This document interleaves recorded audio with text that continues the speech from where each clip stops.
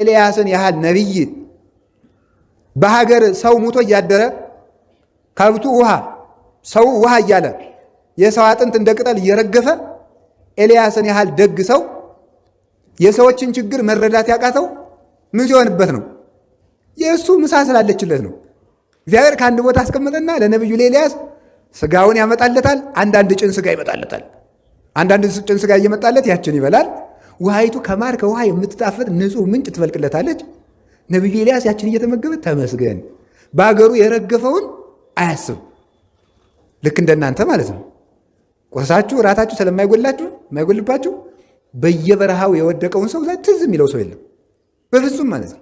ዳቦ እየበላ እግዚአብሔር ለምን እንጀራ አይሰጠኝም ብሎ እግዚአብሔር ጋር ትግል የሚገጥም ያለ ለምን የማይሰጠኝ የቤት ኪራይ የሚከፍለው ሳያሳጣው እግዚአብሔር ለምን ቤት አይሰጠኝም ብሎ ነው ሰው የሚበሳጨው ማለት ነው። ራሱ ስለበላ በየበረሃው ቀባሪ አጥተው የሚቸገሩትን የሚያስባቸው የለም። ጠያቂ አጥተው የታሰሩትን የሚያስባቸው የለም። ለዚህ ነው እግዚአብሔር ጥጋብን አጥብቆ የሚጠላው። እና ኤልያስ እንኳን ያችን እየተመገበ ቁጭ አለ። ኋላ አንድ ቀን እግዚአብሔር እነዚያን ቁራዎች በሉ አቁሙ፣ ይሄ ሰውዬ ለሰው ማዘን አቁሟል፣ የራሱን ምሳና ራስ ስላነሳሁት አቁሙ፣ ዝናብ እንዲጠይቀኝ እኔን አቁሙ አላቸው። ቁራዎችን አስቀረ። ቁራ ነበረ። አይ የቁራ ስም ሲለወጥ የእኛ ስም ሳይለወጥ ቀረ። ቁራ የወላችሁ ድሮ እንደወጣ ሆዳ ሙሉ እንደበላ ነበር የቀረ። እግዚአብሔር ግን ሲለውጥ መልካም ነው።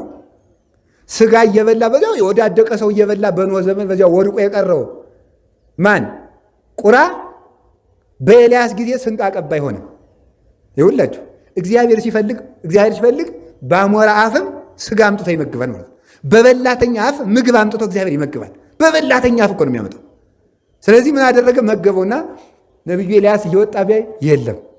ቋኑ ይፈይቶ ለቋ የቁራም ወንበዴ ያለበት ለቁራም የቁራ ወንበዴ ይኖርበት ይሆን? ምንድን ነው ነገር? እየወጣ ቋኑ ይፈይቶ ለቋ እያለ እየወጣ ቢያይ የለም። ከዚያ በኋላ ውሃይቱን ደግሞ ሄዶ ቢያት ደርቃለች። ኤልያስ እንደኔና እንደናንተ ተበጻባጺ አይደለም። ይሄ ዝም ብሎ ሁከት የሚገባል። ፈጣሪዬን የምን በደልኩ አላለም። ምን በደልኩ ያንተን ብዬ ወጥቼ ረሃብ የምትገለኝ? ዝም ረሃቡን ታግሶ ምንድን ነው ነገር ብሎ ዝም ታግሶ ጀግና አይደል? ዝም አለ። ኋላ እግዚአብሔር ሲያበላውም ዝም አለ። ደግሞ ቢያስቀርበት ዝም እንዲሁ እኮ ግረው እግዚአብሔር ቸር አይደለም?